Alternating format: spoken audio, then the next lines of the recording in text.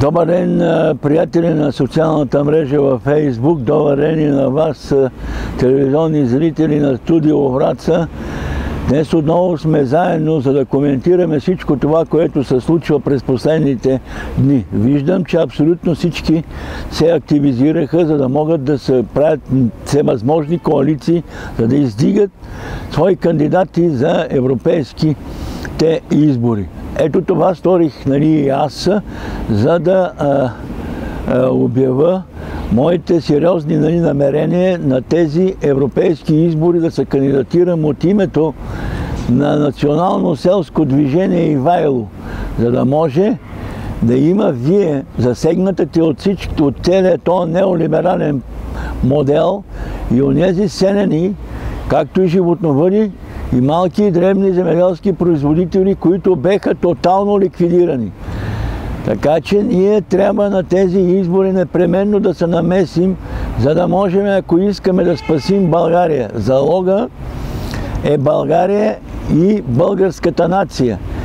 Как ще стане това, съм го разработил в моя програма в Национално селско движение Ивайло. Програма за спасение на България и българската нация, която ще продължа да ви разяснявам как точно трябва да го направим. Защото селянина и българското село е в основата на съграждане на всяка на българската държава.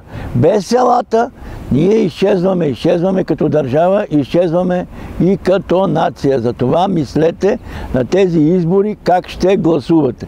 За да можем да имаме там човек, който разбира от всичките тези неща и да се намеси в промяна на общата селско-стопанска политика. Не е верно твърдението, което постоянно чувам от някои хора и песимизма, че Европа не иска друг. Нищо подобно. Европа има изразени критерии, които са важни за всички. Въпросът е, че тук парите не отиват в точните хора, а отиват в партийците, отиват в тези партии, които разпределят порциите, които разпределят абсолютно всичко и откраднаха 18 милиарда лева, които Европа ни е дал за развитие само на селските региони. Така ги развихме, че вече българските села са гробища. Не остана нито един. България 21 век днес внася 85% от храните и никой не му пука и никой не казва защо. Какво се смени? Обяснете ми какво се смени. Мина ледников период, какво мина чумата, какво мина, какво ни унищожи така, какво ни направи така хранително зависими. Нищо. Минаха точно тези марокански скакалци, наречени политически партии, които са в услуга единствено и само на така наречения плана Ран-Ът. Това е този план Ран-Ът, има една единствена цел – да опразни територията и да я предостави на САЩ за ползване като стратегическо място, където си настанат и да могат да атакуват братска Русия. Ето това е пъкленият план, който трябва всеки един да го проумее. Това искат от нас. И когато искат това нещо, българският селянин остава ненужен и излишен.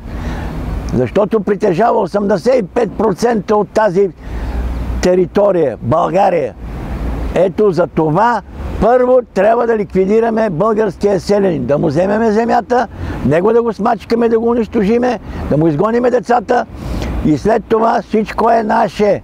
Говоря за тези, които са компрадорска администрация. Продали са на САЩ, продали са на Европейския съюз и изпълняват техните директиви.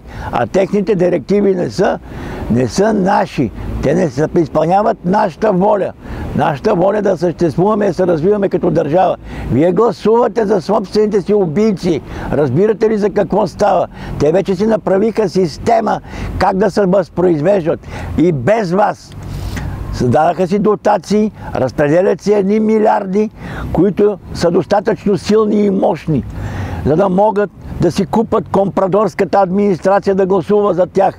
Имаме 1 милион 850 хиляди души държавна администрация с техните приближени, които всичко се контролира.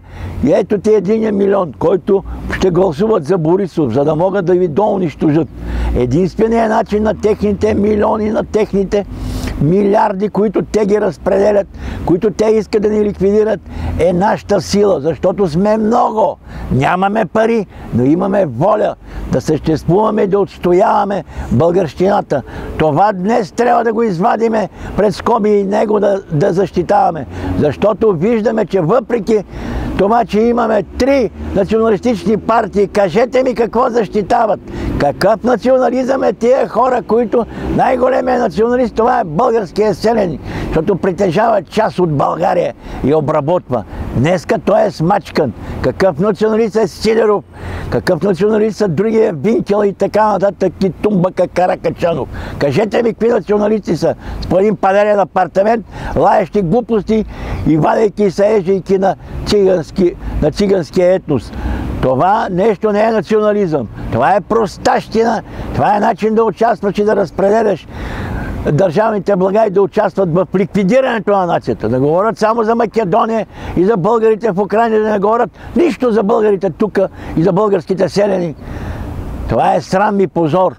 Ето до там го докарахме. Затова ние трябва да си изпратиме човек, който да промени тези неща, да участва в общата селско-стопанска политика, да каже на Брюксел, че ние повече не искаме европейски ценности, с които да плащаме с глад, бедност и мизерия.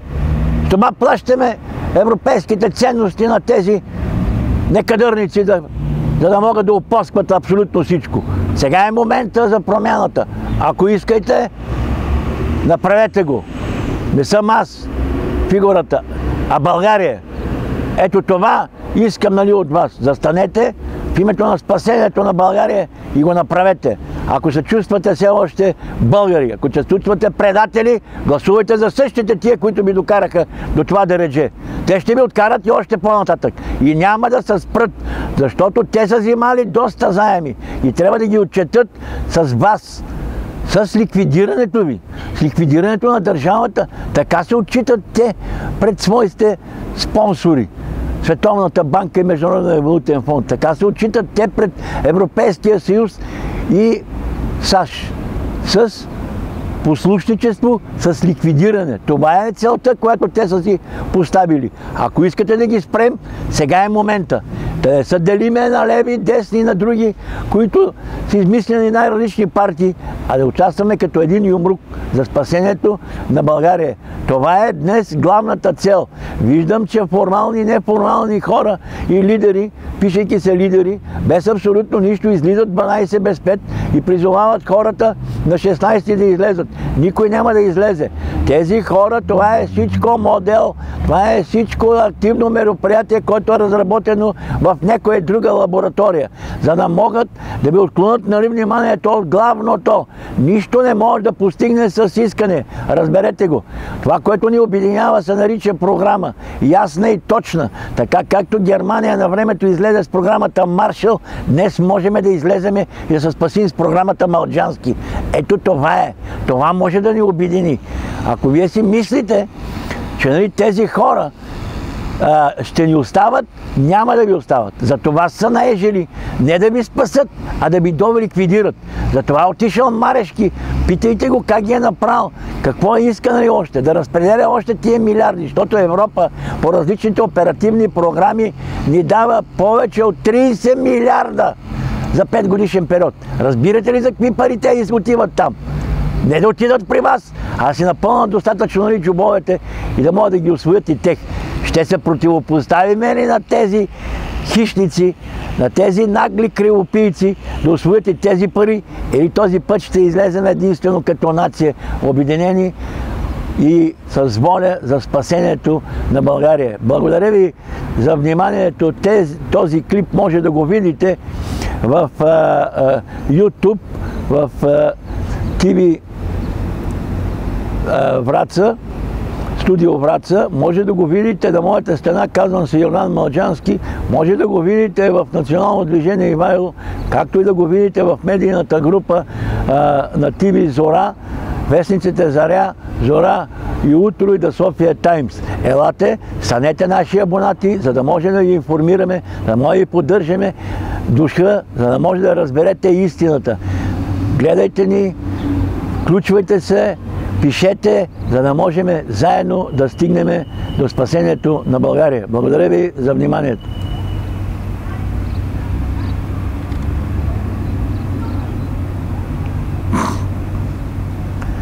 Малко сме трудни с изключването. Изключи ли го? Сега ще го изключа, защото моя оператор е инвалид и не може